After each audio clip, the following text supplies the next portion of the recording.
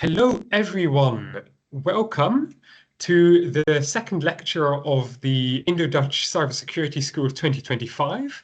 It's great to see everyone already. We've got a really exciting lecture today, and just before we begin with that, I just want to mention one or two things. So yesterday, you should have all received an email for the challenge survey. So just make sure that you fill this in. It allows you to choose which challenge you would prefer to do, and we will do our best to put you into a team which has a nice mix of different expertise and different backgrounds. So really make sure to fill that in. I think the deadline is Monday, so you still have a couple of days to look through the challenges to see which ones you prefer. But yes, really do make sure to do that, because if you don't fill it in, you can't do the challenge. So we have today a really exciting lecture on security for AI and AI for security. It's with Carissa Varma, who has spoken before in previous schools, so we're really excited to have her back.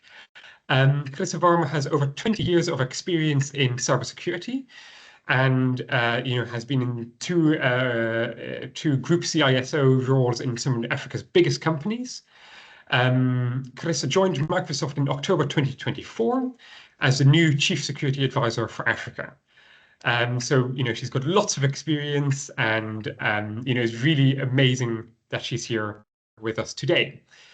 Just a quick final note before I pass on to Carissa. We have, of course, the Q&A at the end of the session again. You can see at the top of the screen there is a little Q&A box. And throughout the lecture, pop your Q&As in there. Any questions you have, anything you're not quite sure about, or anything you want to expand further upon, pop it into the Q&A. And then for the last 10 or 15 minutes, Carissa will be able to answer all of these amazing questions. So without further ado, I'm going to quickly spotlight Carissa as well. And take it away, Carissa. I will share the PowerPoint as well. Awesome. Thank you so much, Alexander. I'm so excited to be here with all of you. I'm hoping that you've enjoyed the lectures that have come before, and hopefully we're going to delve into this intersection between AI and security today. It's a very hot topic. I don't think any sort of course or lesson can be completed without an AI conversation in cybersecurity nowadays.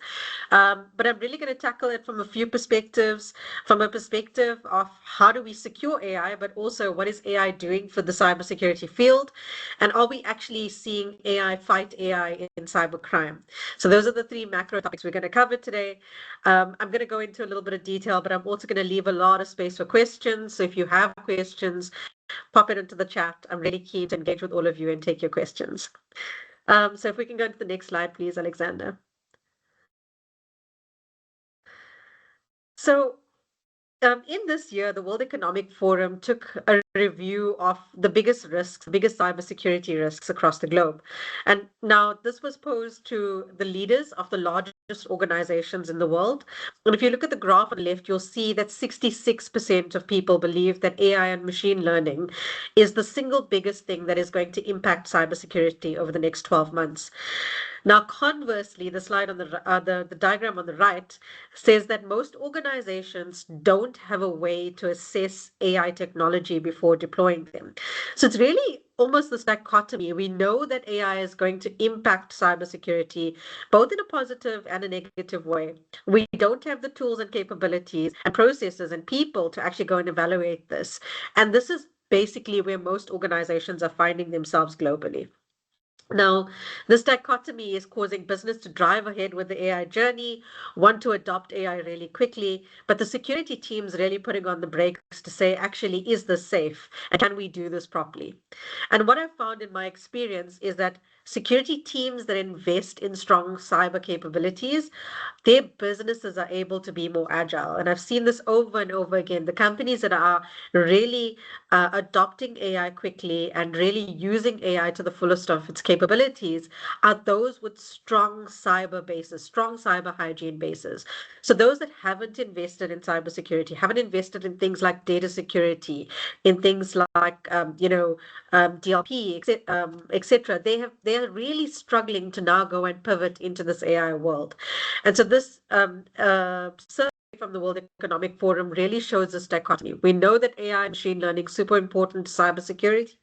We know that it's going to be the biggest impact over the next 12 months, but equally, companies are struggling to make sure that they're putting the guardrails around the technology. And hopefully today we're going to talk a little bit about how those guardrails work.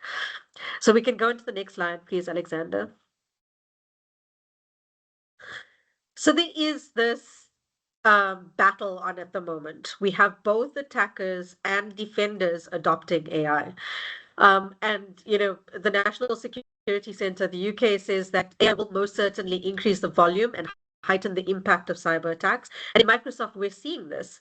We're seeing that, a practical example is for an attacker to be able to launch a phishing attack without AI, they would need to be able to do some reconnaissance, go and understand if they were trying to attack me, for example. They would need to go and understand what is my social media preferences, or what is my job, what would be a good lure to attract me to be able to fall for a phishing email. With AI, a lot of this data analysis, this reconnaissance, is really shortened into a very short window.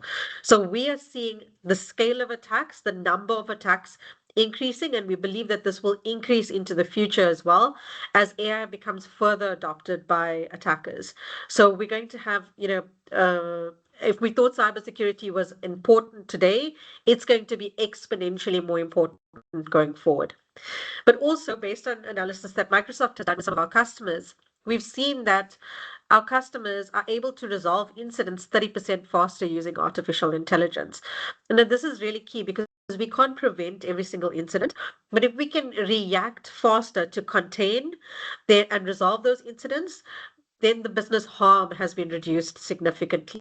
So while we're seeing this massive scale of AI-driven attacks and the increased number of phishing and increased reduced time to do reconnaissance, we're also seeing that when defenders adopt AI, that they can resolve incidents faster.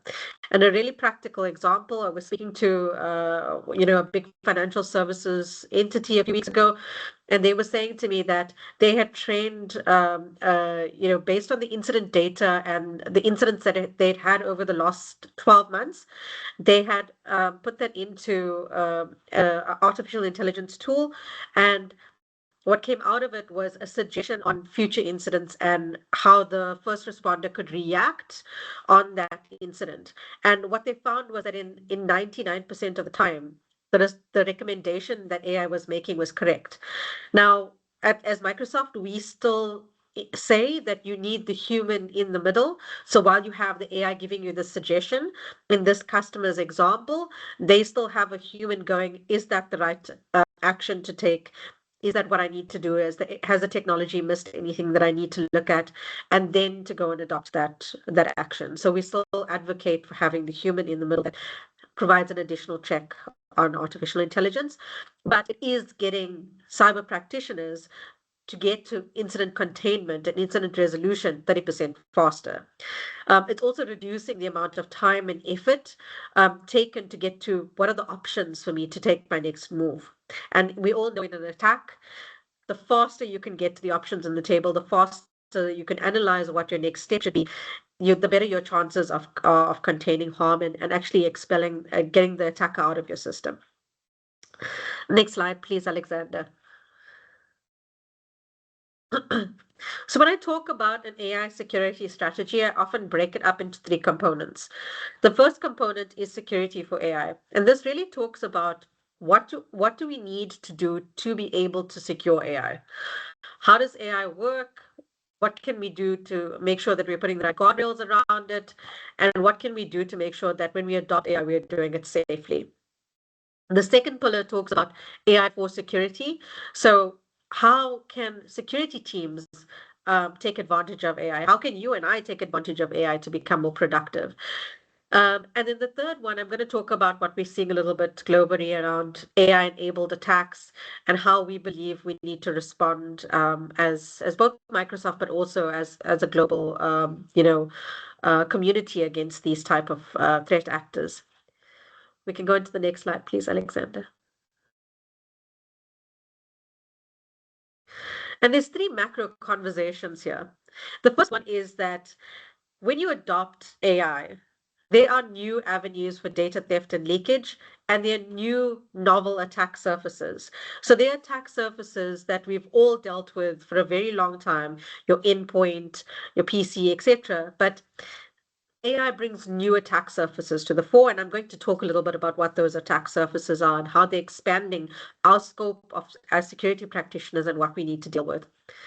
The next macro conversation is we have a dire need for cybersecurity skills. I'm so glad that all of you are at SANCS because you're hopefully getting some cybersecurity skills, much needed cybersecurity skills, because globally we have a shortage of cybersecurity skills.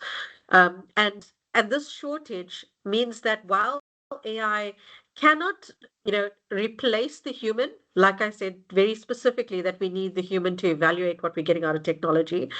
So AI at this point in time can't replace humans, but what they can do is they can make us more effective. They can allow us to get to decision points faster, and they can allow us to be more productive.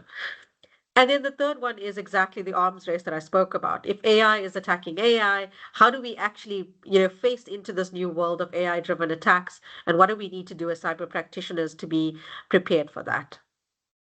Next slide, please, Alexander. So let's delve into AI, security for AI.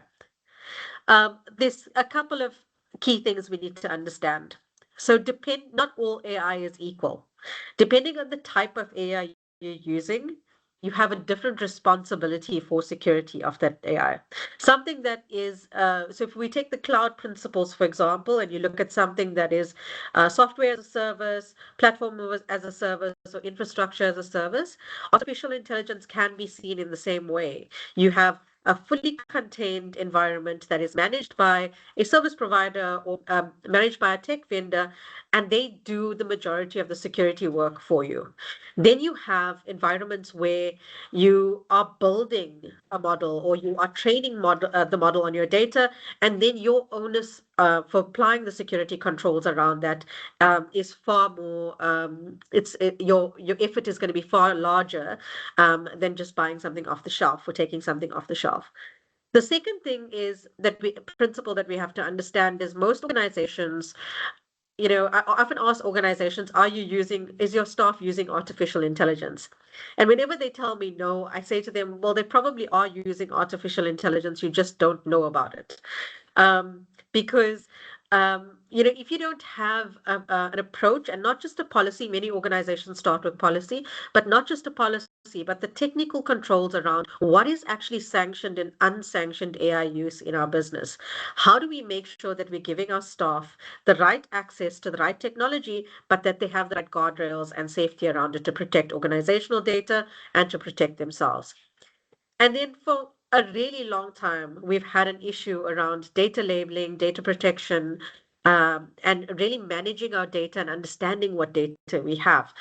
With AI and the ability to trawl through mass amounts of data, this challenge that the cybersecurity world has had comes to the fore because, I may not know I have had access to a shared drive somewhere or a document somewhere, but if I ask something like Copilot to go and find it for me, it will trawl through the entire organization's data and find things that I didn't even know I had access to. And so if we're not, classifying data correctly, if we're not labeling data correctly, and if we don't have the correct data leakage prevention technology in place, we really do expose ourselves from that perspective. Alexander, you can go on to the next slide, please. So I want to talk about global frameworks. So the NIST AI Risk Management Framework, if you haven't heard of it before, is probably a good one to check out. It is a global framework. Microsoft actually contributed to this framework. So a lot of big technology companies have contributed to this framework, as well as industry has contributed to this framework.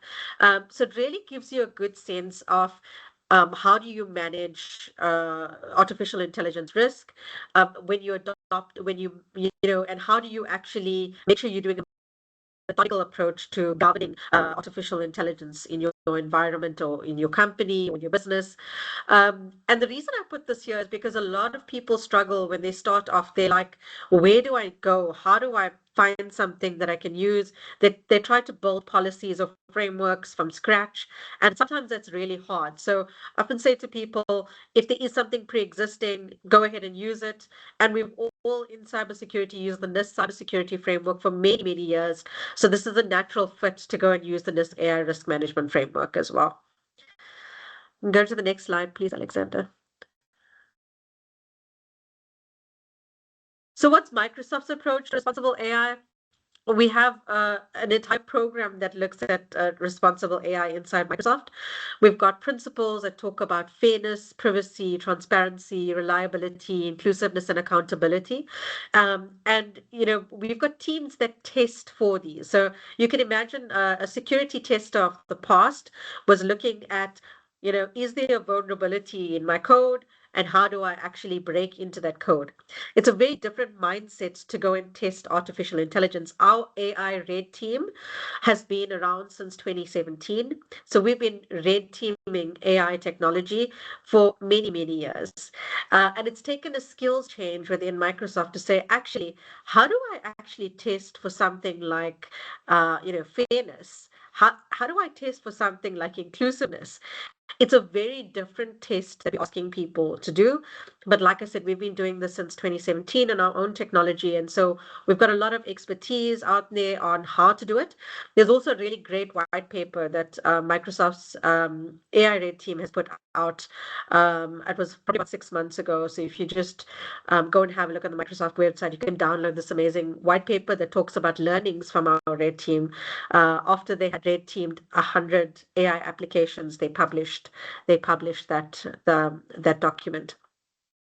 But it goes all the way from the principles all the way to compliance, auditing, reporting, and monitoring, and it's built into every facet of our organization. Now, why I'm putting the slide up here is if you're in your own organization or if you are advising an organization to adopt AI, you really need an approach that is all the way from principles to testing. You need to know who's accountable for AI in the business, who is accountable for making sure that it's achieving its goals, that it's doing so safely, that there is legal boundaries and requirements around it, that the auditing and compliance team has a good mechanism to be able to test into it. So it's not just something that you can put into a technology team and just expect the technology team to run with it. Often the business elements of what is AI trying to solve, how are we trying to use it is super critical, as well as the governance frameworks around it are super critical. So it really is an overarching approach across the business that you need to do AI responsibly. And there's lots of documentation on our responsible AI website as well. And you're free to reuse, to adopt. We put our standards out there. We put everything out there. So you're free to reuse any of that should you want to reuse it within your own business and tailor it and adopt it. We can go into the next slide, please, Alexander. So this is really critical to understand, and this is what most people get wrong about securing AI. There is a shared responsibility model when it comes to AI, and it doesn't matter which technology you're using. I've used the Microsoft approach here because I'm from Microsoft, but if you're using any other technology, whichever technology you're using, you could be using ChatGPT, you could be using anything else.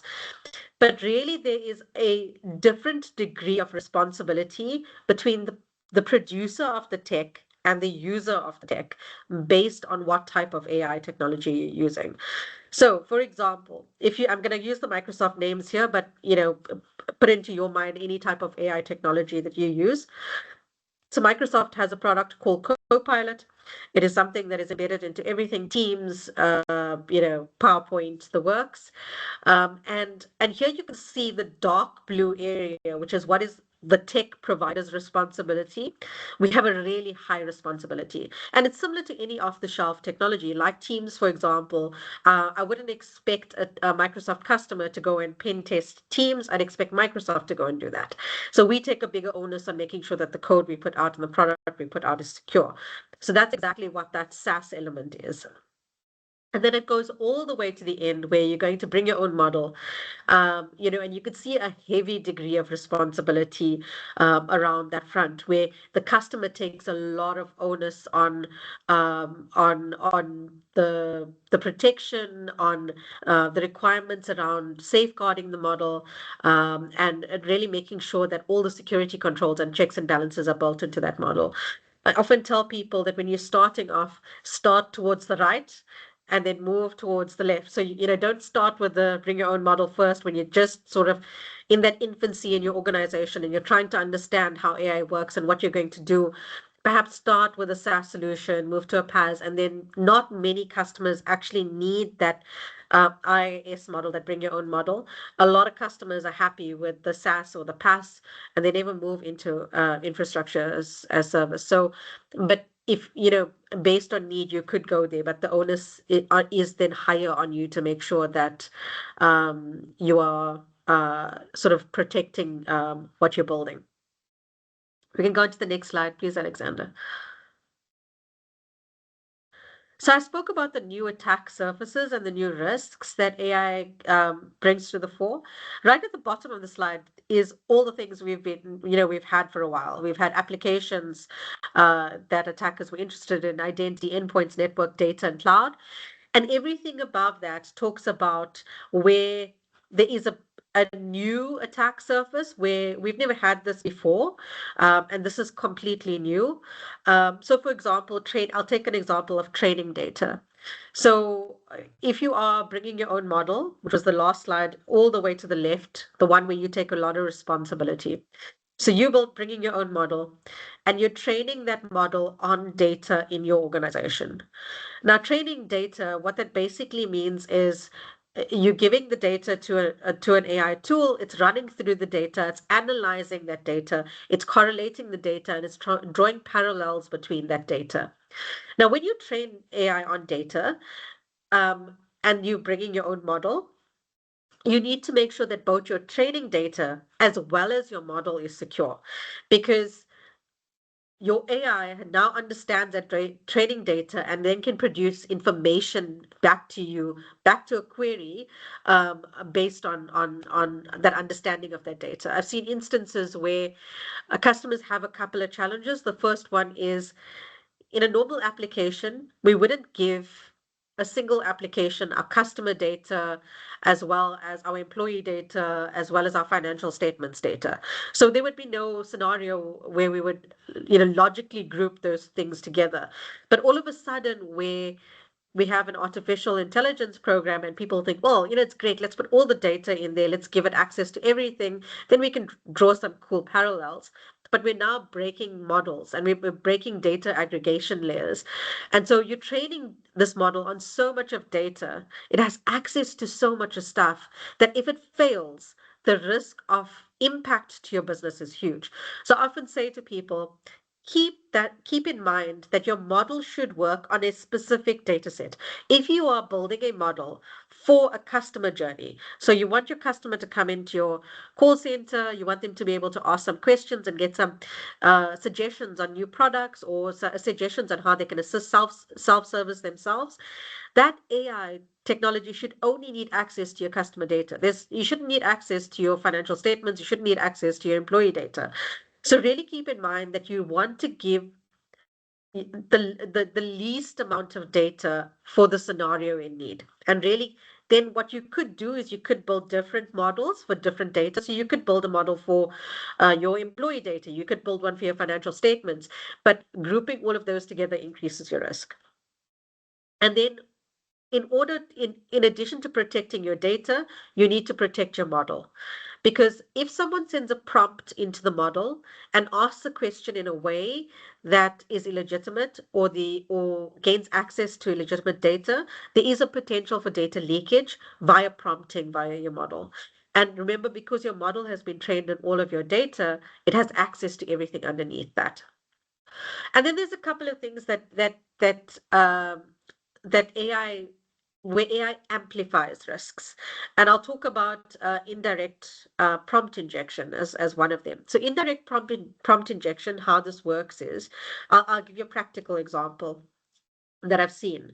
And actually, we've brought technology out to prevent this since we identified it. So it's also us learning and adapting and making sure that our technology keeps up to speed with what's happening. But a few months ago, we saw emails come in, and in the email was text that was basically white. So on a white on white background, white text on a white background, a human eye wouldn't be able to read it. But because your artificial intelligence is able to read your mails and it doesn't care about text color, it was able to read it. And so attackers could inject prompts into things like mails, etc. Now we've put things like prompt shields in place, etc., in our technology, which prevents this from happening. So, as we identify these things, we build technology, security technology to prevent it as well.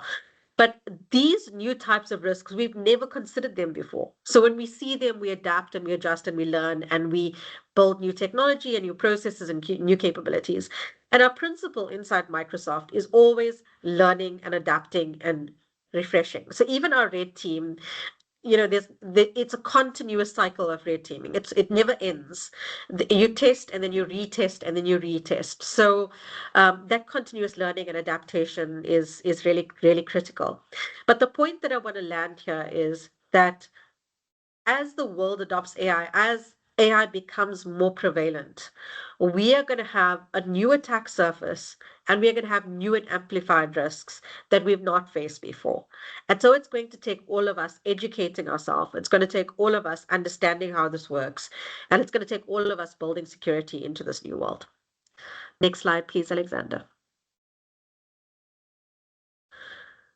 So how can AI access your information? And I spoke a little bit about this, but I want to really hone in because there's like this concept that, you know, AI is this big scary thing and it can do lots of things, but actually you can control it pretty well.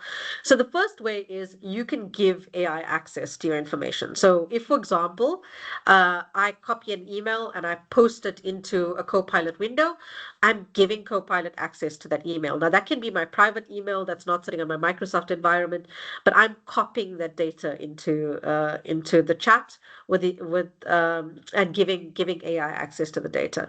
The second way AI can access your data is AI uses the access that you have. So, for example, if I have access to different file stores and SharePoint drives and a different documentation, the AI is running on my behalf, it will use my access. It will go through the documentation that I already have. You could see it as an assistant with the exact same access that you have. The third way AI can get access to your information is you can train models on data. And this is probably the most advanced way, but basically what that means is you give AI a database or you give AI access to, a store of data, and then, or it could even be like an Excel spreadsheet. You could give it access to Excel spreadsheet, and then it runs through that, it builds some correlations, it analyzes the data, and once it understands that data, it has access to that data unless you revoke it and you decommission the model. So that model and the data become quite tightly paired.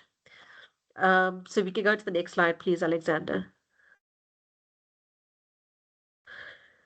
So that was in a nutshell, security for AI. Before I go into the next, sorry, just can you go back, please, Alexander? Just sort of finish my train of thought as to how we can secure all of this. So what I often tell people is that this world sounds scary and it sounds big and it sounds complicated, but actually there's a very easy way to secure this. What we need to do is firstly agree what is sanctioned and non-sanctioned AI. So what will my business be able to use? What will they not be able to use? Then make sure that your employees have access to the AI that is sanctioned, the AI that you want to allow into your business. Make sure it's easy for them to use. Make sure they can access it. Make sure it gives them the right tooling. then block everything else.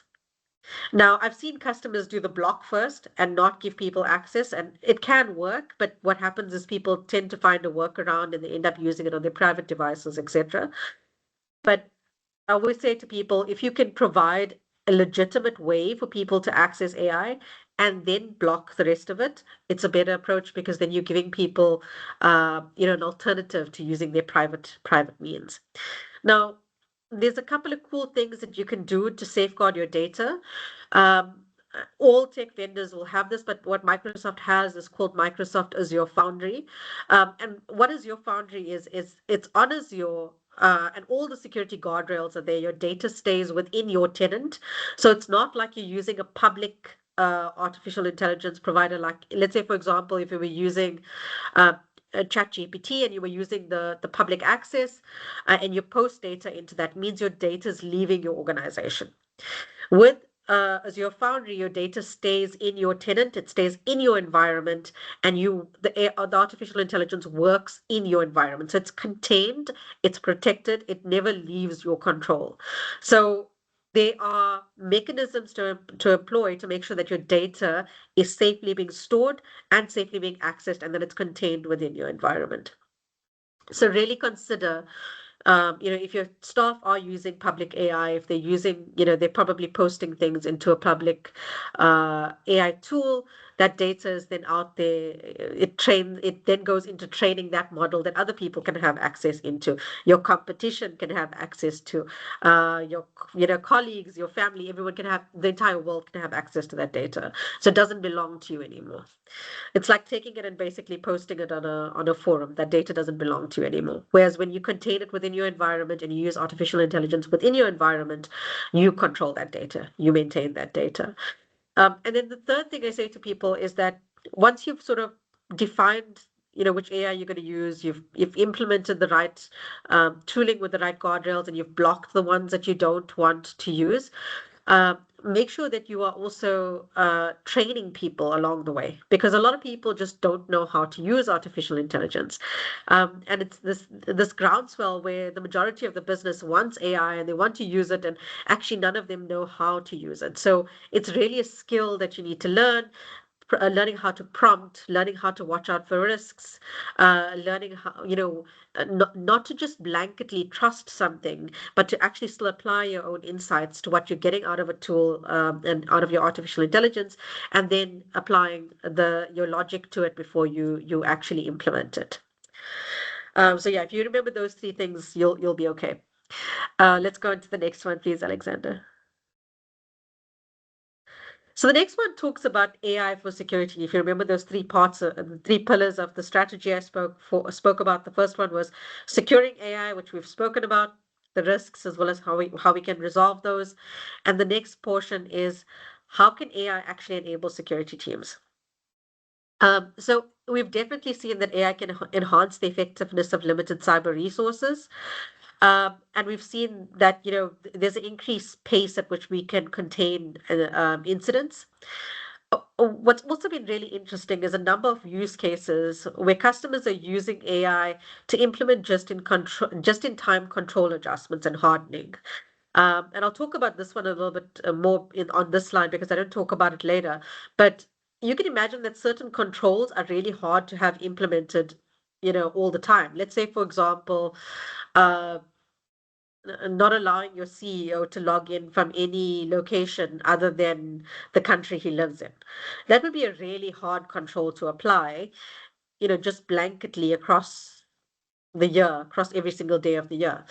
He may travel into different locations, he may need to work remotely, and so that would really disrupt his business operations. But what if, for example, in an incident scenario where you had a severe incident on the go, your CEO was in his home country? That's a control that you can apply for the incident period. And so I've seen customers do some really interesting use casing around AI suggestions and advice and implementations as well. Some automated, some still human in the middle, to go and apply hardening of certain controls when they are in an incident. And then when they're out of that incident, to go and then reduce and relax those controls. And it really just gives you that heightened amount of security for an incident period. And then it allows you to reduce it once the attacker's out and once everyone else is safe. So just that thinking about that hardening, that just-in-time ability, AI has been a huge enabler there. We can go to the next slide, please, Alexander.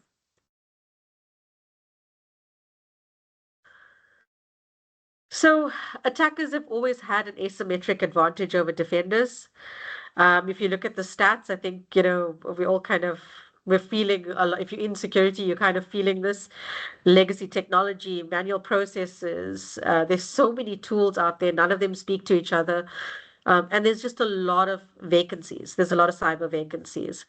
Uh, Microsoft last year went up to tracking 1,500 threat actor groups, and that was from 300 the year before. So it went up 5x in 1 year. Our report comes out in a few weeks' time, and that number would have definitely gone up again this year. So the number of threat actor groups that are causing severe harm are really growing. It's a very lucrative field because they're making a lot of money. So there's more and more of them springing up. And they tend to go, a lot of attackers are lazy. They'll go for the automated processes. They'll go for, the quickest thing that gives them the maximum impact. And it's easy for them because they don't have a lot of, legacy technology. When they're done with an attack, they typically can trash everything and start over. So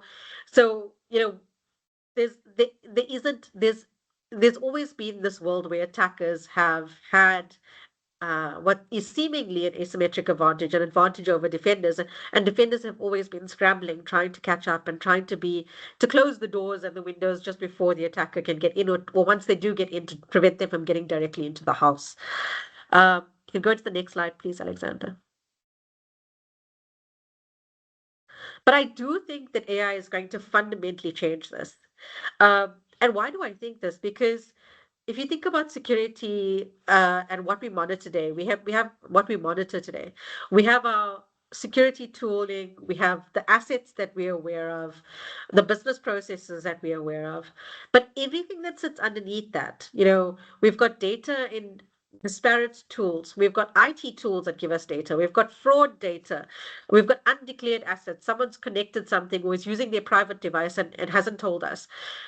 We've got deep network logs and cloud logs and all of these things.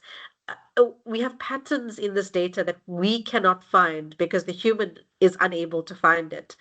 But AI is phenomenal at finding patterns. It's phenomenal at sifting through disparate data and correlating that data and really telling us, bringing insights out of that data. So I do believe that if we as security practitioners have this underlying layer of this rich data source across our organizations, we have an opportunity to surface all of that and to use AI to really empower ourselves. And you'll see a lot of people speaking about, a security graph.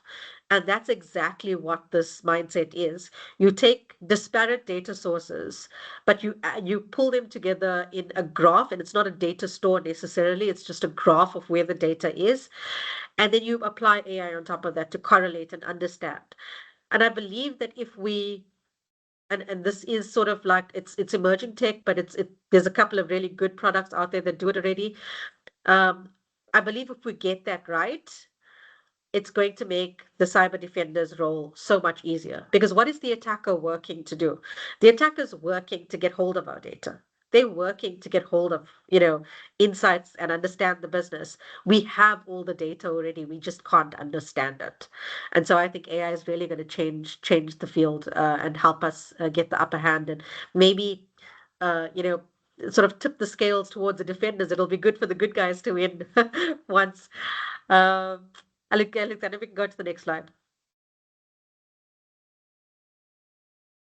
So what's the advantage we've seen today? So like I said, we're seeing about a 30% faster mean time to resolve using AI, and we're seeing about 17% of a reduction in the number of breaches. And I was really interested in this reduction of the number of breaches because I can understand with getting a quicker response on what your next step is, you'd be faster to resolve an incident. But what I also found with this average reduction of breaches is it happens when people start applying things like that just-in-time hardening or applying recommendations from AI on what they should be hardening before an attack happens. So, using both AI to apply preventative controls as well as to look at what defensive controls we can apply is showing benefit in both sides. We can go into the next slide. And then a quick talk on agents. So if you think about agents, and you'll hear this term commonly used, what's the difference between an AI chatbot and an agent? You could really think about an agent as you can give it a complex task. The agent will then go and break up that complex task into multiple tasks. It'll go and try the first part of that task. It will learn from that first part of the task. And then it will say, is the actual next steps the right steps for me to take, or do I need to adjust? And of the agents that I've used, you'll see that they will be able to give you the analysis of how they're working. So let's say, for example, you're asking, I haven't used this example, but I'm just using it as an example. Let's say I ask an agent to go and book a holiday for me. And I say, I want to go somewhere warm. I want to go somewhere that has a beach. And I want to go for 7 nights. And this is the date. The agent may come back to me and say, okay, Chris is looking for somewhere warm with a beach during these dates. Let me have a look at countries that are warm. Let me have a look at places that are, a short trip from where Carissa lives. And let me look at places that have highly rated beaches with good things to do on the beach. And that's its plan of action. And it goes through step one, and then it says, oh, well, I think I need to go to the Maldives. And it picks the Maldives and it starts going through the next one to look at, okay, what are the beaches like in Maldives, etc. But it realizes after it's picked the Maldives, oh, wait a second, the weather isn't great. It's rainy season. It's not a good time to go. So now it needs to retrack and go and look at what else it needs to do next and reevaluate the sequence of actions it's taking. And so it takes a sequence of actions. After each action, it learns and it reevaluates whether the next actions are the right ones for it to take. And then it gives you the output at the end, and it gives you basically an understanding of how it got to the output. So you can see these as the start of autonomous workers. And it still needs human intervention. It still needs humans to analyze the output to make sure it's valid. It has to be supervised. Um, but you can start to see a little bit of autonomy in these agents starting to do tasks that are really mundane. And things like reviewing DLP rules, looking at whether an email is a phishing email. Those things are really mundane tasks that take a lot of time from cyber practitioners, and being able to have an agent do it first and then give you the result or give you a recommendation just really speeds up the process quite a bit. Alexander, we can go to the next slide. So let's talk about AI for AI. This one sounds like Terminator, I'm guessing, where you have like AI fighting AI. But I promise you guys, it's not like that. It's probably a little bit more mundane. But we are seeing AI-powered attacks increase. There is an arms race on, like I said, between defenders and attackers. Um, and what the defenders are also doing is using AI to make sure they can understand what's the next move. And we've had incidents against Microsoft where we've used AI technology and graph technology to understand what is the next move that the attacker is likely to take. And we've been able to close down that path and close down the attack route because we were there, or we knew the attacker was going to go there before the attacker went there. A practical example is if you have an attacker's in a tenant and there is a connected tenant of high value, you can estimate that that's where they're going to go next, or you can evaluate, the AI technology can evaluate that that's where they're going to go next.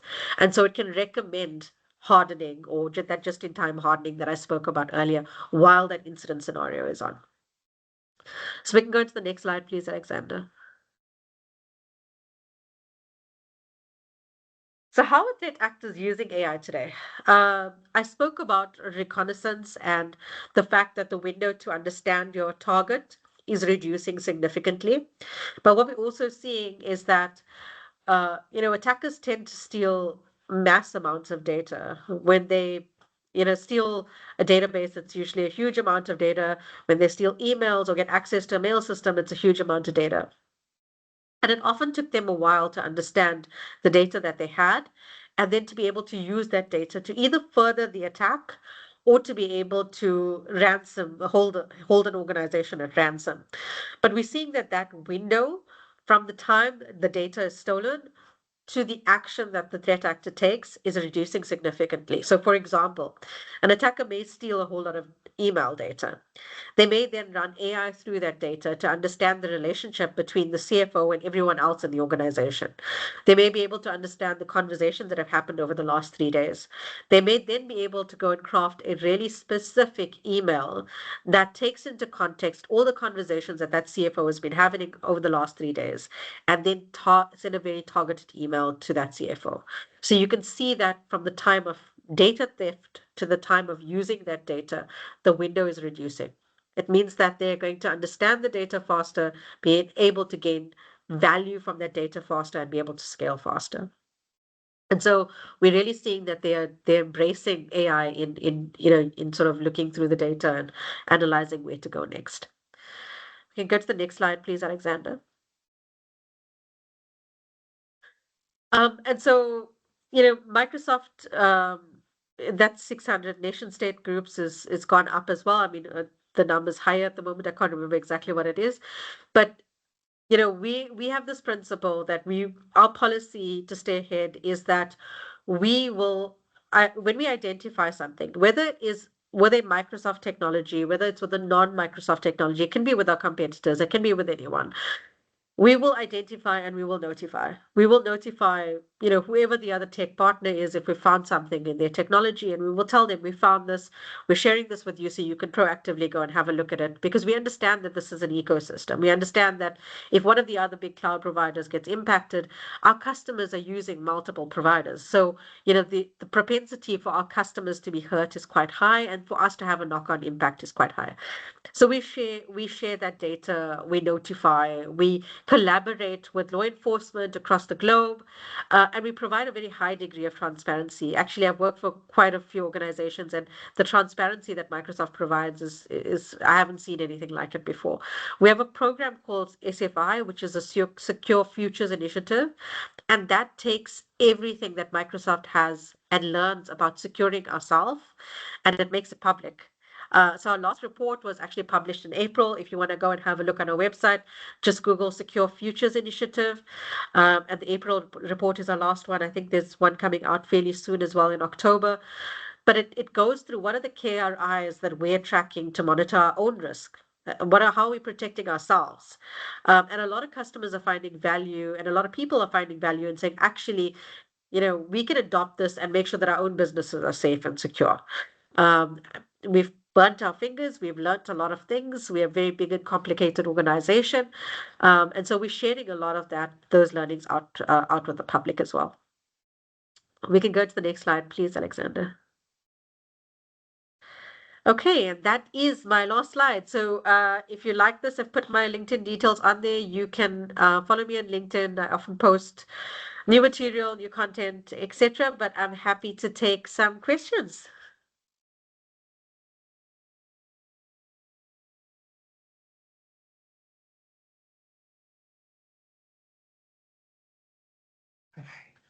So great. Thank you so much for that amazing lecture. It was really, really interesting. It was great to hear about, how it's kind of like a game, I guess, almost between the attackers and the defenders, and it's constantly seeing who can get the edge over the other. So we'll just give a couple of minutes for people to write some questions in, but I actually have a question in the meantime. Because you mentioned at the very end, I think you said the Secure Future Institute, how it's all public. Do you see kind of from past reports, I'm guessing it's a yearly thing, an annual report? Can attackers, because I mean, I guess it's a bit kind of you publish, well, these are our defenses, essentially, and this is what we've learned. Do you see that attackers can almost use that themselves to kind of spot the gaps? And how do you go about kind of not letting them in on purpose almost? Yeah, so it's a really great question. So we publish at an aggregated level. So we will say, for example, we are, I think the last report said something like 98% of our all our accounts are under multi-factor authentication. But we would never say what's the 2% that doesn't have multi-factor authentication. So we publish it at an aggregated level. But what it does give a lot of people is, and what I really love is we've actually produced patterns on how we've adopted it. So giving you key risk indicators for each element. So, how well is this program doing? Here's 3 key risk indicators you can use to actually monitor how well the program's doing on your own. So I really love the Secure Futures Initiative. I haven't seen any other organization do it. It's super transparent. We wouldn't publish anything that would put us at risk, but it does give enough context and information for other organizations to adopt it.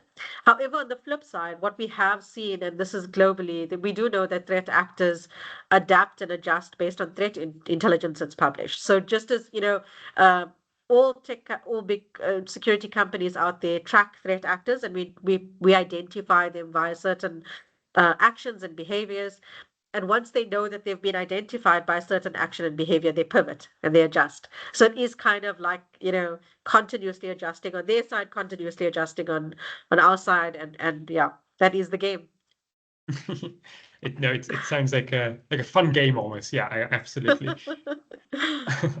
I see that we have a hand up from Arman Kapoor. So I think it's quite fun to actually get maybe a bit of introduction. So Arman, I'll allow you the mic and the camera, and then you can ask your question to give a bit of so we can see the face. So the floor is yours, Arman.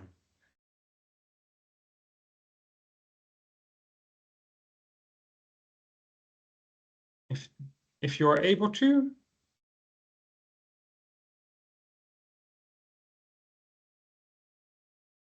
Dat soms niet dan of.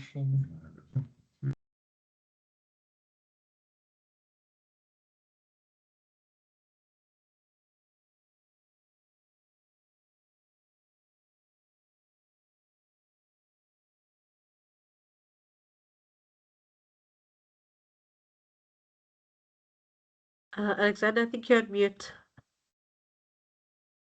Yeah, sorry, that was my mistake. Thank you so much. Arman, we cannot hear you. In which case, please do not forget also to post your questions. I'm sure it's there's lots. I do see one actually, and it is asking how does they are asking in terms of strategies. Do we see that there is almost like a strategy in how the attackers are there? Are there like different trends that happens, or is it very random in how the attacks come in? So there's different types of attackers. So you'll have some attackers that go focus on an industry.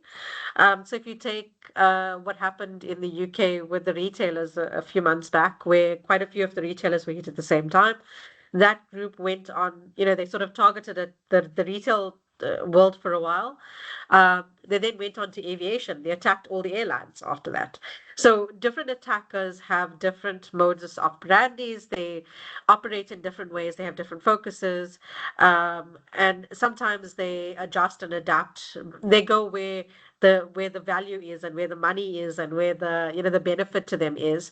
And so they operate in different ways based on the group. It's like you could say individual preference and what would make them the most money would be like the drivers behind them.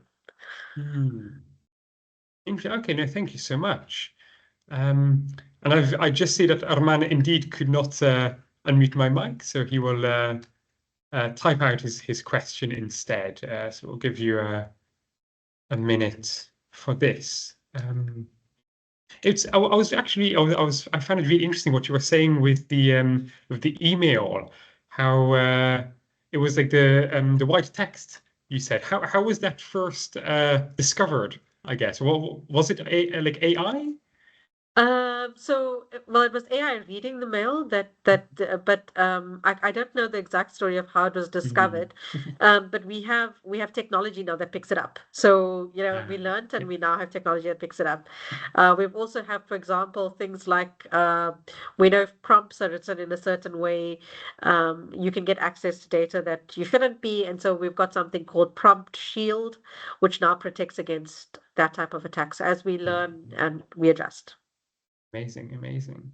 So yeah, so I think this is then the question from Arman, and they ask how the defender's AI model actually identifies the pattern of attacks, and how do these models, how are they trained, and what kind of data is used, and what kind of framework is used. Okay. I'm just reading his question as well. Pattern of attack, how the models are trained, and what kind of data is used. Okay. So Microsoft has 85 trillion signals a day that we collect, and this is across everything we see. So you can imagine we've got multiple companies, right? We've got Xbox, we've got LinkedIn, we've got so our own ecosystem as well as our customer ecosystem that is feeding back into us intelligence and insights on what is happening from a cyber perspective across the globe. We probably have the richest source of data around what's happening across the globe. And so that is what feeds our models. That's what feeds the intelligence that we have that says, what are we seeing out there across all of this landscape? This 85 trillion signals a day is what feeds that. So the data, the technology that we have is fed off that data. We use a number of frameworks. We use the meter attack framework as well, but we use a number of frameworks. Yeah, it also just depends on what our customer frameworks, what our customers are using. But yeah, so we train across this entire ecosystem and we use multiple frameworks on top of it. Amazing. So we probably have time for one or two more questions. We have one from Kaushal Kumar. How can we protect the public-driven AI models when the origin of prime point is jointly performed globally? How can we protect the public-driven AI models? I'm not sure if Uh, I'm not sure I'm understanding this one. I'm thinking that the question is, Mhm. how do we protect AI technology that we don't control? Like if it's a public, Mhm. like a ChatGPT, a public version of Mhm. ChatGPT. And the answer is actually that unless you are running something in your own environment, you cannot protect your data. You are ceding ownership of your data when you put it into something like a public artificial intelligence. And it can be anything. Facebook has it. Everyone has their own sort of flavor of. Meta has, AI. Everyone has AI. You can, as soon as you put your data into that public model, it ceases to exist to be yours. And you can go read the terms and conditions. You've basically given up that. It's like posting it or sharing it by email with someone else. You cannot control that data once you've sent it out by email. It's gone. So you can't really protect your data once you've shared it publicly, which is why I say to people, make sure that you have a model or a group of models or capabilities, and can be multiple things. I mean, if you use Azure Foundry, for example, you can use ChatGPT in Azure Foundry. You can use everything. DeepSeek is even on Azure Foundry. So you can use these models in Azure Foundry, but it's housed within your tenant. So your data stays in your tenant. You're training the model on your tenant. You're querying the model on your tenant instead of giving it out to a public, sort of AI platform, because then you lose control of your data. Exactly like you would as sending a document out via email, you lose control of it. Mhm, mhm. Yeah, yeah. I guess it's even more true. Like my parents always used to say, "Oh, what you post online, it's there forever." And I guess with AI, Yeah. it's even more Yeah. so. So absolutely. And then I think let's have one last question. So a bit of a spitfire question because we only have a couple of minutes left. So this is actually the one from Arman Kapoor. He said it, and it's a bit of a more general question, I guess. So what would you say to kind of like make it a bit more for you. What is the biggest change that AI has made to the landscape of cybersecurity? If you would say comparing now to maybe 10 years ago, what is the biggest change that you've seen in working in cybersecurity?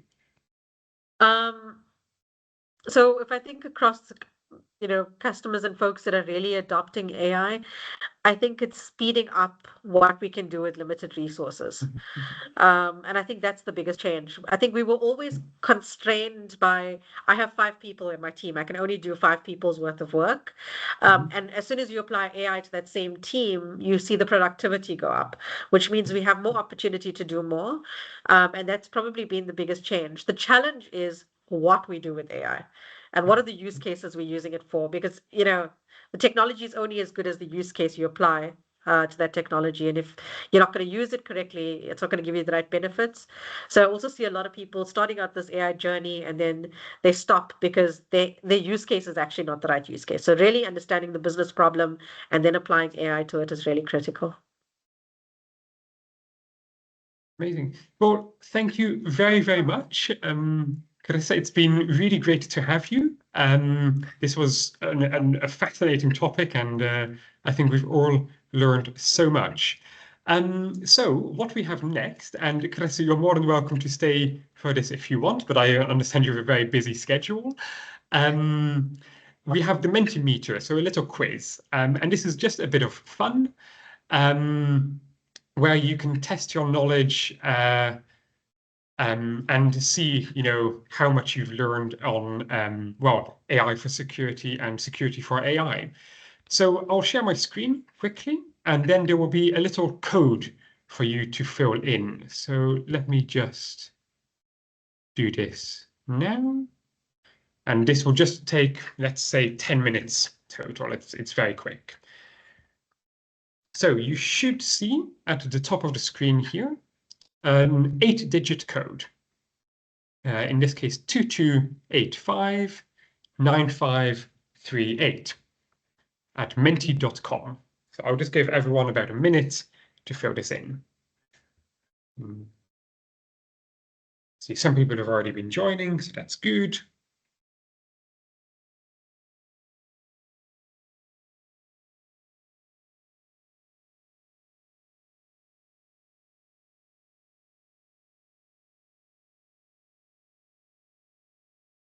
Give people 20 more seconds. The code at the top of the screen, 22859538.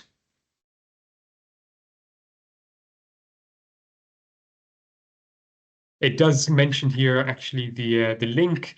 That is a mistake on our end. Sadly, there is not a link. You will have to type in menti.com. Apologies for that on our side. Okay, let's begin. So it's all multiple choice questions. Which of the following is a key security risk when deploying AI models in adversarial environments? So you've got 4 different choices.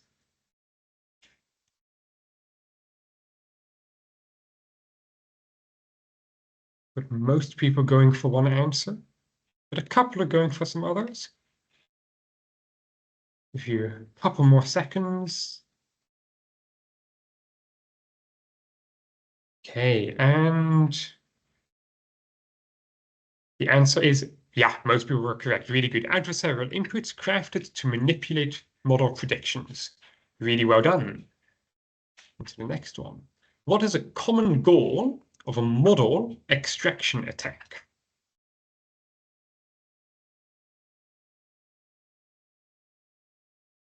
This is a difficult question. I don't know if Carissa actually mentioned this one, but maybe you can figure it out from the context. Oh, got most people going for one, but some people going for another. Oh.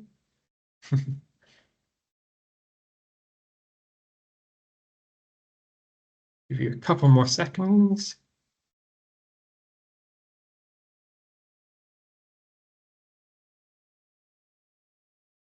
And I can reveal. So yeah, so in this case, there was a bit more disagreement, but reconstructing the model's architecture and parameters. So difficult questions. Next question. In AI-driven malware detection, what role does feature engineering play?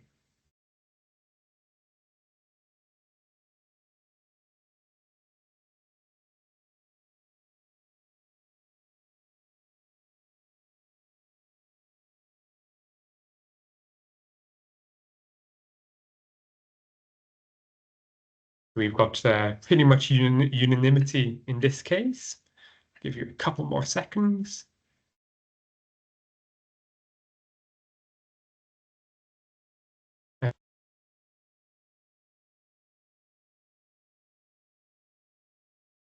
Absolutely, there we go. Really well done. It enhances model accuracy by selecting meaningful input variables. Really, really well done. So, which of the following best describes a backdoor attack in AI systems?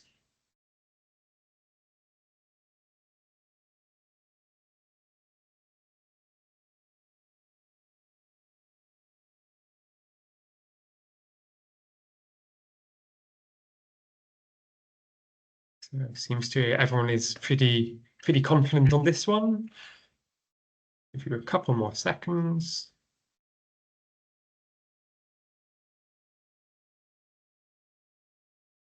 Amazing. Well done. Really good. A data poisoning technique where a hidden trigger causes malicious behavior.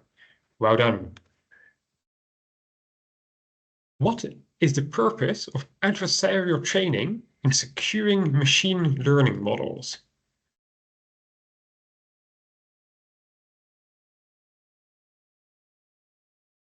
So we have a couple different choices, but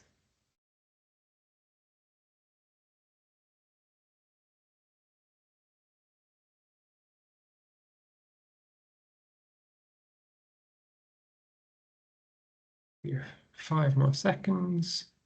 But I think most people are confident in their answer. Well done, really good. To train models on clean and perturbed data for robustness. Well done. Which of the following scenarios best demonstrates the use of AI for proactive cybersecurity?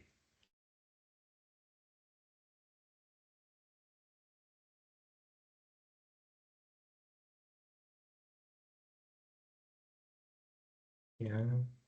So I guess this is really what Teresa is an expert in this question. She, predicting. Oh, I think I might have accidentally revealed the answer there. You're correct, absolutely. AI predicts threats by learning attacker behaviors over time. I jumped to the gun with that one. Really well done, everyone. Okay. What is a membership inference attack in AI security?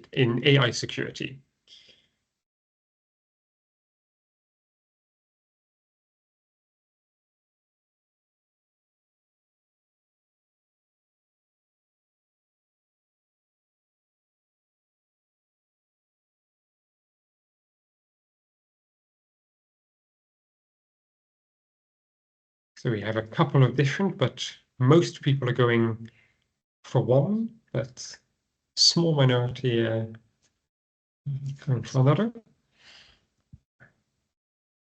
1 or 2 more seconds. And the correct answer is really good. Well done. An attempt to deduce if specific data was used to train a model. Okay. So which AI technique is most effective in detecting zero-day threats? We have some new terminology here, but a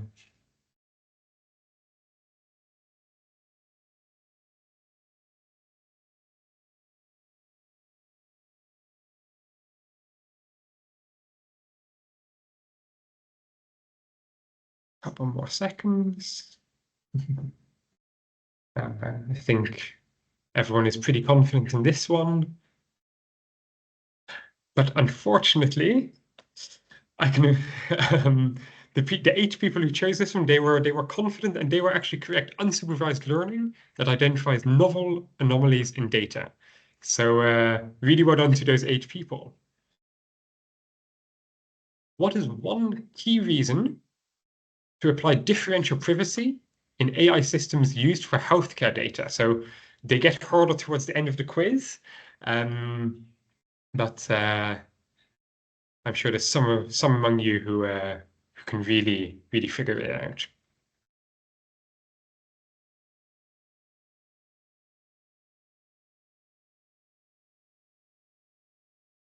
I'll give you a couple more seconds. But I think in this case, yeah, really well done. To prevent specific patients' data from being re-identified. Really well done. And I think there's one more question after this. Or no, this is the last question, sorry. So, okay, last question, we have it. Why is explainability important in AI systems used for security decision makings? So, last question, I seem to have full unanimity. Couple more seconds. And you guys are correct. Well done. It allows humans to understand and trust AI-based decisions. So yeah, absolutely. This is really important so that we, as humans, as Carissa said, the human-driven AI and human at the front and center. So that was just a bit of fun. Really well done, everyone. And thank you so much for joining this lecture. We actually have another lecture in 20 minutes on another really interesting topic. So I hope that you join for that. But have a bit of a break, a bit of a snack, maybe if you're hungry, or some tea or coffee. And we will see you at the next lecture. See you. Bye-bye.